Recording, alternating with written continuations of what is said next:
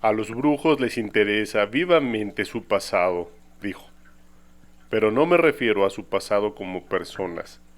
Para los brujos, el pasado significa lo que hicieron los brujos de otras eras, y lo que vamos a hacer ahora es examinar ese pasado. Investigador terrenal.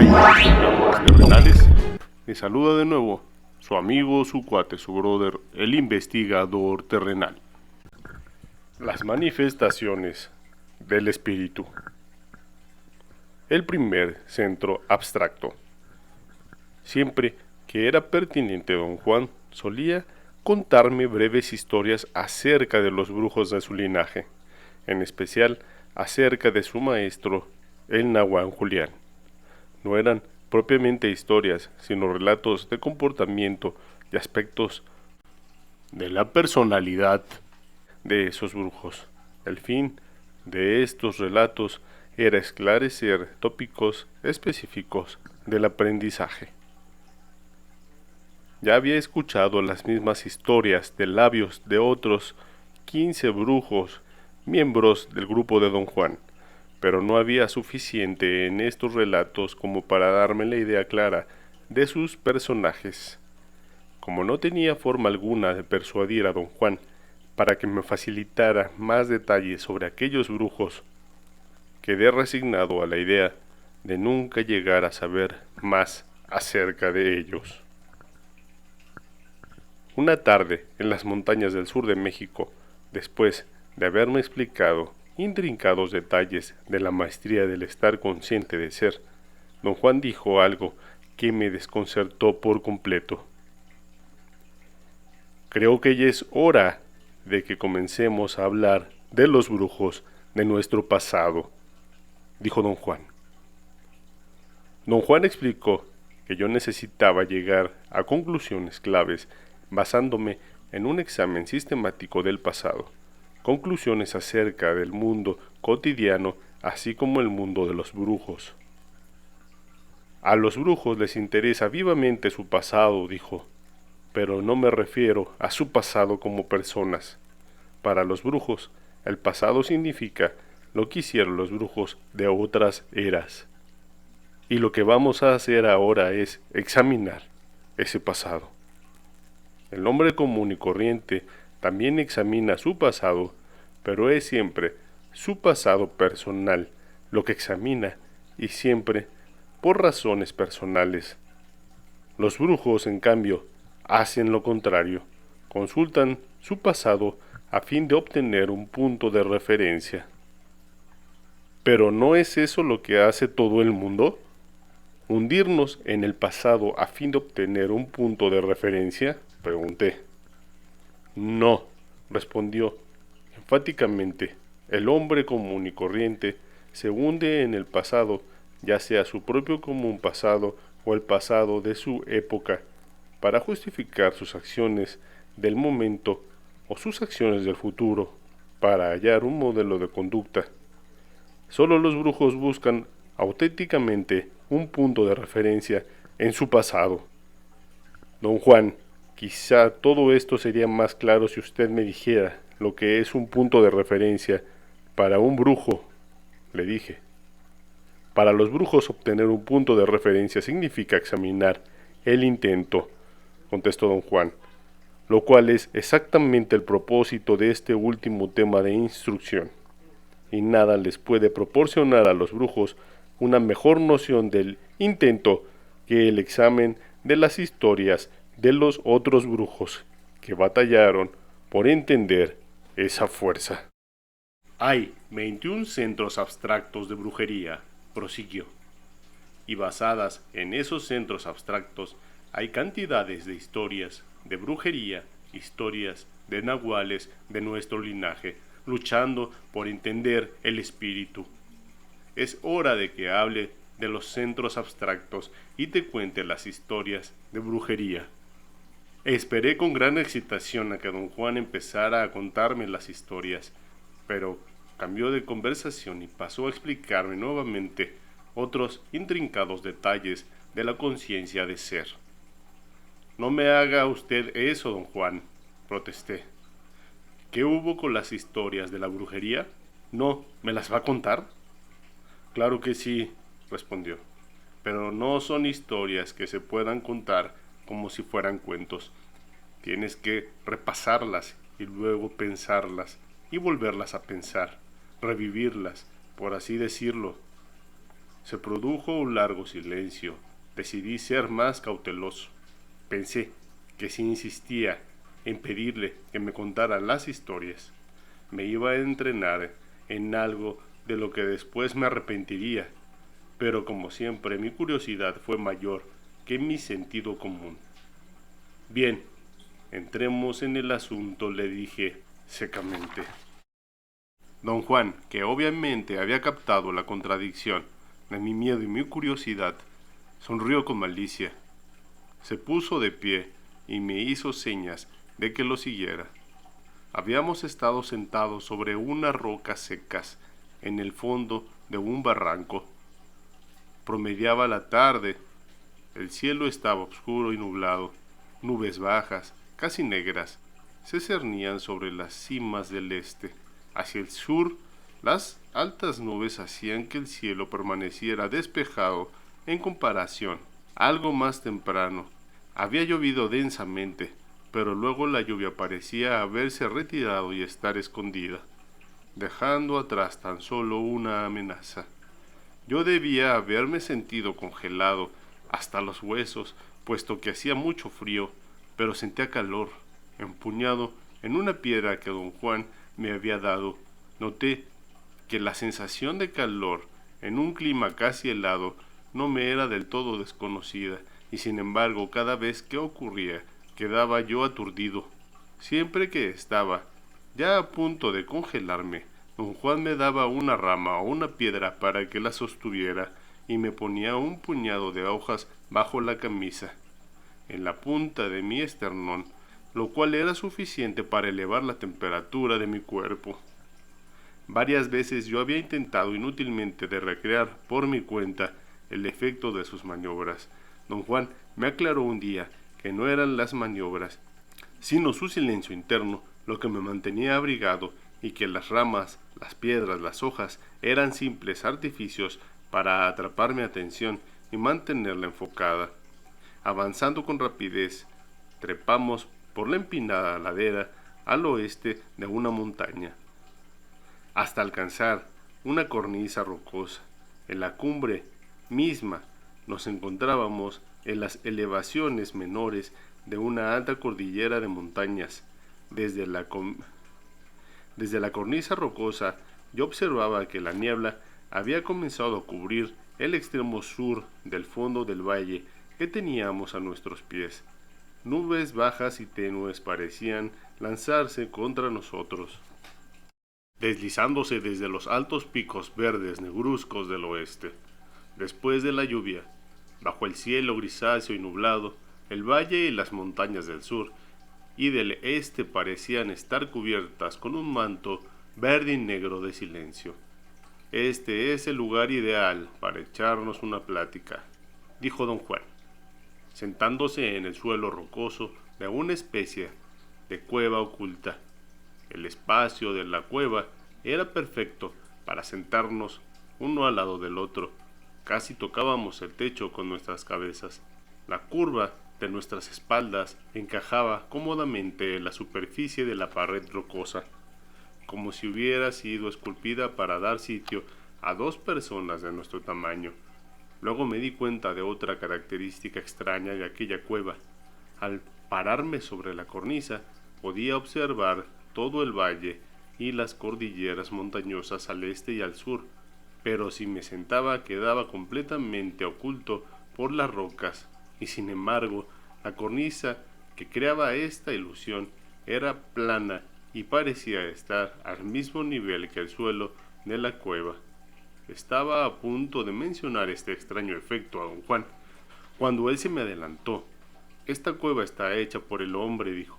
La saliente esa está inclinada, pero el ojo no registra la inclinación. ¿Quién hizo esta cueva, don Juan?, pregunté. Los antiguos brujos.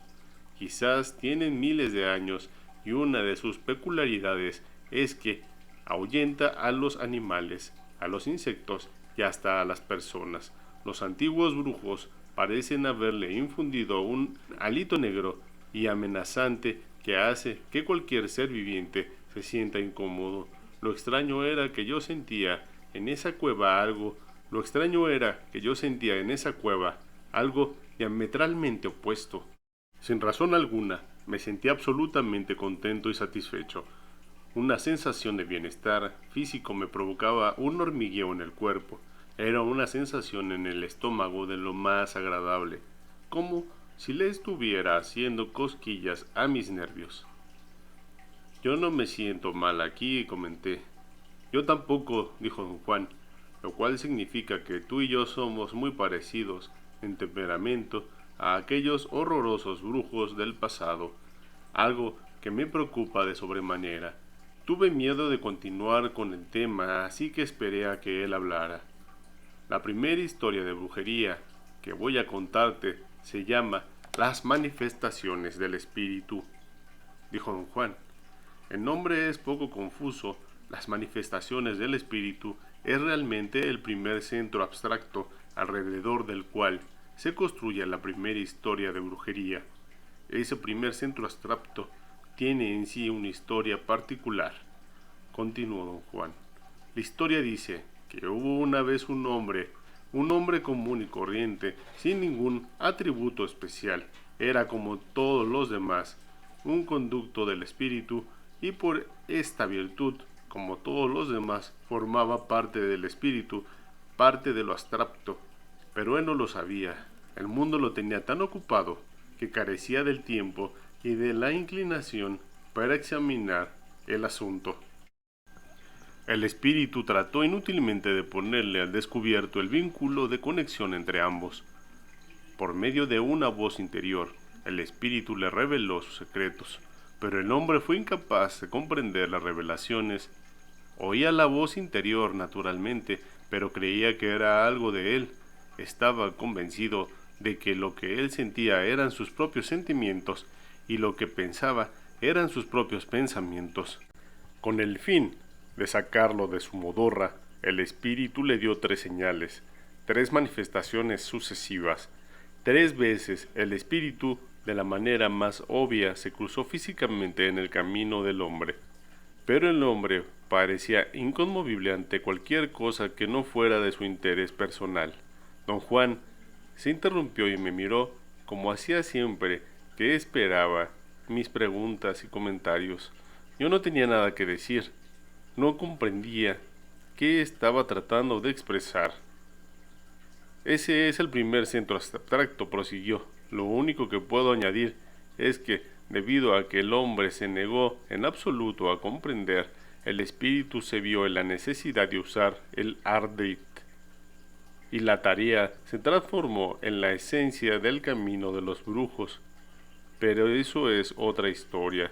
Don Juan explicó que los brujos concebían los centros abstractos como planos previos de los hechos o como patrones recurrentes que aparecían cada vez que el intento iba a mostrar algo significativo. Los centros abstractos en este sentido eran mapas completos de series enteras de acontecimientos. Me aseguró que a través de medios que iban más allá de la comprensión, cada detalle de cada centro abstracto se repetía con cada aprendiz nahual. Me aseguró también que él había ayudado al intento a involucrarme en todos los centros abstractos de la brujería, tal como su benefactor, el nahual Julián, y todos los nahuales anteriores habían involucrado a sus aprendices. El modo mediante el cual cada aprendiz nahual se encontraba con esos centros abstractos permitía el desarrollo de historias entretejidas alrededor de esos centros abstractos. Lo único nuevo de cada historia eran los detalles particulares de la personalidad y las circunstancias de cada aprendiz. Dijo, por ejemplo, que yo tenía mi propia historia acerca de las manifestaciones del espíritu, tal como él tenía la suya. Su benefactor también tenía una, así como el nahual que lo precedió y todos los nahuales anteriores, sucesivamente. ¿Cuál es mi historia acerca de las manifestaciones del espíritu, don Juan? Si hay un guerrero consciente de sus historias eres tú, me respondió. Después de todo, llevas años escribiéndolas, ¿no? Sin embargo, hasta el momento no te has dado cuenta de los centros abstractos, porque eres un hombre práctico. Todo lo que haces, lo haces solo para realzar tu parte práctica. A pesar de haber trabajado en tus historias hasta el cansancio, nunca tuviste idea de que había un centro abstracto en cada una de ellas. Todo cuanto he hecho contigo lo has clasificado como una actividad práctica y a menudo caprichosa. Enseñar brujería a un aprendiz testarudo y la mayoría de las veces estúpido, mientras lo consideres así, los centros abstractos te eludirán. Debe perdonarme, don Juan, dije, pero todo esto es muy confuso. ¿Qué es lo que quiere usted decir? Estoy tratando de ponerte al tanto de las historias de brujería, replicó. Nunca te hablé específicamente de este tema porque tradicionalmente se lo deja como tema oculto. Es el último artificio del espíritu. Se dice que, cuando el aprendiz comprende los centros abstractos, es como si supiera la piedra que cierra y sella una pirámide. Oscurecía y parecía estar a punto de llover otra vez. Yo temía que si soplaba el viento de este a oeste mientras llovía, nos empaparíamos en esa cueva. Estaba seguro de que don Juan estaba cuenta de ello, pero parecía no importarle. No lloverá otra vez sino hasta mañana, dijo don Juan. Escuchar la respuesta a mis pensamientos íntimos me hizo saltar involuntariamente y golpearme la cabeza con el techo de la cueva. Se dejó oír un golpe sordo que sonó peor que lo que se sentía. Don Juan reía, agarrándose a los costados. Al cabo de un rato empezó realmente a dolerme la cabeza y tuve que masajearla. Tu presencia me divierte tanto como la mía debe haber divertido a mi benefactor, dijo don Juan, y se echó a reír de nuevo. Permanecimos callados durante varios minutos. El silencio a mi alrededor era pesado. Se me antojaba que podía escuchar el murmullo de las tenues nubes que descendían hacia nosotros desde las montañas más altas. Por fin me di cuenta de que lo que oía era un viento que recién empezaba a soplar dentro de la cueva. El sonido del viento asemejaba el cuchicheo de voces humanas. Mi increíble buena suerte fue que me enseñaron 2 nahuales, dijo don Juan, y rompió en efecto hipnotizante que el viento ejercía sobre mí en ese instante. Uno fue desde luego mi benefactor el nahual Julián, y el otro fue su benefactor el nahual Elías. Mi caso fue único. ¿Por qué fue único su caso, don Juan?, pregunté. Porque por generaciones los nahuales han reunido a sus aprendices años después de que sus propios maestros dejaron el mundo, explicó. Excepto mi benefactor. Yo pasé a ser aprendiz del nahual Julián 8 años antes de que su benefactor dejara el mundo. Tuve 8 años de regalo. Fue lo mejor que me pudo haber sucedido, ya que así tuve la oportunidad de que me enseñaran 2 temperamentos opuestos. Era como ser criado por un padre poderoso y un abuelo más poderoso aún, que no estaban de acuerdo en tal contienda. El abuelo siempre gana, así que yo soy propiamente el producto de las enseñanzas del nahual Elías. Estaba más cerca de él, no solo en temperamento, sino también en el aspecto físico. Yo diría que a él le debo mi refinación. Él me filtró, por así decirlo. Sin embargo, el grueso de la obra que me transformó de un ser miserable en un guerrero implacable, se lo debo a mi benefactor, el nahual Julián. ¿Cómo era el nahual Julián en apariencia física, don Juan?, pregunté. Figúrate que hasta hoy en día me cuesta enfocarlo, dijo. Sé que parece absurdo, pero de acuerdo a sus necesidades o a las circunstancias, era joven o viejo, bien parecido o de facciones ordinarias, afeminado y débil o fuerte y viril, gordo o delgado, de estatura media o sumamente chaparro. ¿Quiere usted decir que era un actor que podía hacer papeles diferentes con ayuda de disfraces, don Juan? No, No utilizaba ningún disfraz, y no era simplemente un actor, era un gran actor. Sí, pero eso es un asunto diferente. El caso es que tenía la capacidad de transformarse y ser todos esos seres específicos y diametralmente opuestos. Ahora bien, el ser un gran actor le permitía conocer y hacer uso de las más íntimas peculiaridades que hacía que cada ser específico fuera real. Digamos que se sentía a sus anchas en todos sus cambios de ser, como tú te sientes a tus anchas con cada cambio de ropa. Con avidez le pedí a don Juan que me contara algo más acerca de las transformaciones de su benefactor. Dijo que alguien le había enseñado a efectuar esas transformaciones, pero que él explicarlas más a fondo lo obligaría a transbordar otras historias diferentes. ¿Cómo era el Nahual Julián cuando no se transformaba don Juan?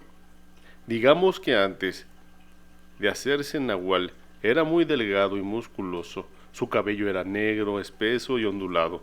Tenía una nariz larga y fina, dientes blancos y grandes y fuertes, cara oval, mandíbula fuerte, ojos castaños oscuros y brillantes. Medía alrededor de 1,70 m. No era indio ni moreno, aún tampoco era blanco. De hecho, su tez estaba en una categoría única, sobre todo durante sus últimos años, cuando cambiaba continuamente de morena oscura a clara, y luego otra vez a morena. Cuando lo conocí por vez primera, era un anciano bastante prieto, pero luego se transformó en un joven de tez clara, quizás unos cuantos años mayor que yo. Tenía yo 20 años en ese entonces, pero si sus cambios de apariencia externa eran asombrosos, continuó don Juan, los cambios de estado de ánimo y de conducta se acompañaban a cada transformación. Era aún más extraordinario.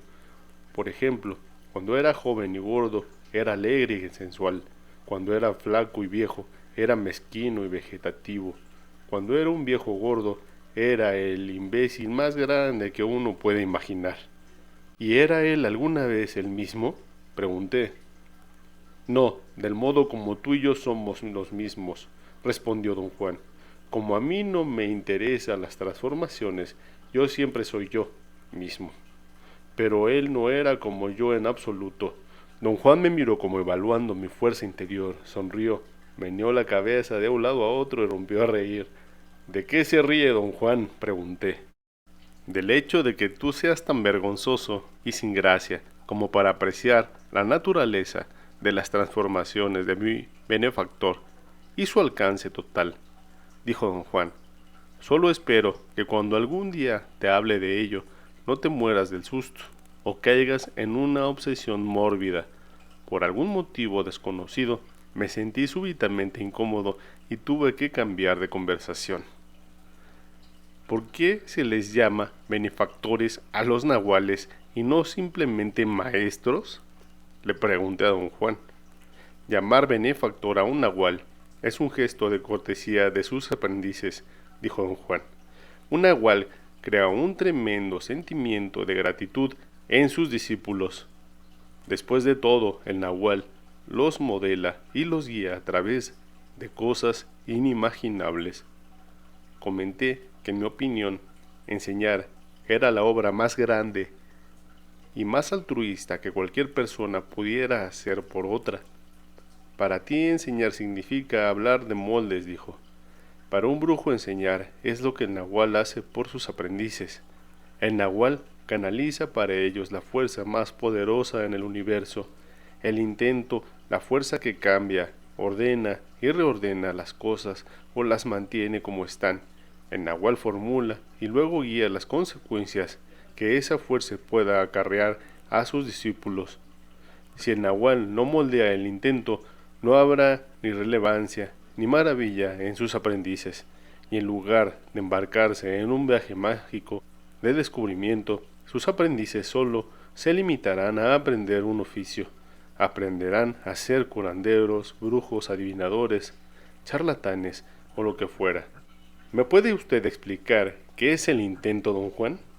La única manera de explicar el intento, replicó, es experimentarlo en forma directa por medio de una conexión viva que existe entre el intento y todos los seres vivientes. Los brujos llaman intento a lo indescriptible, al espíritu, al abstracto, al nahual. Al intento yo preferiría llamarlo nahual, pero se confundiría con el nombre del líder, el benefactor, a quien también se le llama nahual. Así es que he optado por llamarlo el espíritu, lo abstracto. Don Juan se interrumpió abruptamente y me recomendó guardar silencio y pensar en todo lo que me había dicho en esa cueva. Para entonces ya estaba muy oscuro. El silencio era tan profundo que en vez de sumirme en un estado de reposo, me agitó. No podía mantener el orden en mis pensamientos.